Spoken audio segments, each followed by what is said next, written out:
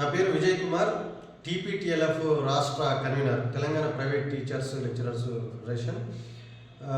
ప్రభుత్వం నిన్న ఈరోజు ప్రకటించినట్టుగా అంటే 10th ఈరోజు మార్పులు తీసుకురావాలని చెప్పేసి ప్రభుత్వం ప్రకటించింది. వెంటనే దాన్ని వెనక్కి తీసుకోవాలని చెప్పేసి టీపీటీఎల్ఎఫ్ డిమాండ్ చేస్తూ ఉంది. ఎందుకంటే గ్రేడింగ్ సిస్టమ్, జీపీఎస్ సిస్టమ్ అనేది ఇది సక్సెస్ఫుల్గా ఇప్పటిదాకా రన్ అవుతుంది.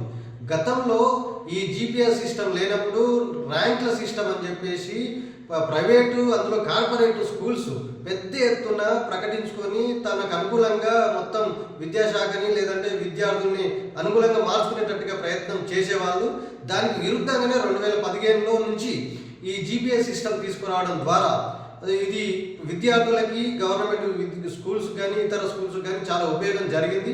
ఎక్కువ స్కూల్స్లలో, గవర్నమెంట్ స్కూల్స్లలో విద్యార్థులు చేరడానికి కూడా ఇది ఉపయోగపడింది. కానీ వెంటనే ఇప్పుడు ప్రభుత్వం దాన్ని వెనక్కి తీసుకుంటూ ఈ జీపీఎస్ సిస్టాన్ని వెనక్కి తీసుకుంటూ 100 మార్కులు పెడతామని చెప్పేసి పెడుతుండే అని చెప్పేసి ఆలోచన చేస్తూ ఉన్నారు.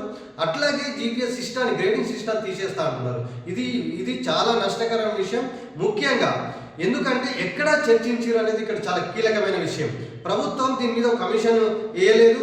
అసలు ఎట్లా ఉండాలి సిస్టమ్, ఎడ్యుకేషన్ సిస్టంలో ఎగ్జామ్ సిస్టమ్ ఎట్లా ఉండాలి అని చెప్పేసి ఒక చర్చ చేయాల్సిన అవసరం ఉంది. కానీ ఏ చర్చ చేయకుండా విద్యార్థి సంఘాలని కానీ, ఉపాధ్యాయ సంఘాలని కానీ, లేకపోతే మేధావులను కానీ వీటిలన్నీ అభిప్రాయాలు తీసుకున్న తర్వాత ఒక కంక్లూజన్కి వచ్చిన తర్వాత ఈ నిర్ణయం తీసుకోవాల్సిన ఉంటుంది. కానీ విద్యాశాఖ ఏకపక్షంగా మరీ వెనుక్కిపోయేటట్టుగా నిర్ణయాలను తీసుకున్నది.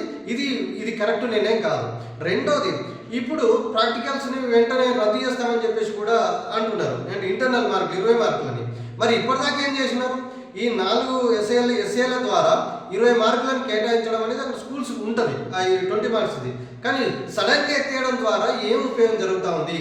ఇప్పుడే వెంటనే కొత్త సిస్టానికి అలవాటు పడడం విద్యార్థులకు చాలా కష్టమైన విషయం కూడా అనే విషయాన్ని కూడా విద్యాశాఖ అధికారులు ఆలోచించకపోవడం అనేది చాలా ఘోరమైన విషయం. వెంటనే దాన్ని వెనక్కి తీసుకోవాలని చెప్పేసి టీపీటీఎల్ఎఫ్ డిమాండ్ చేస్తాం.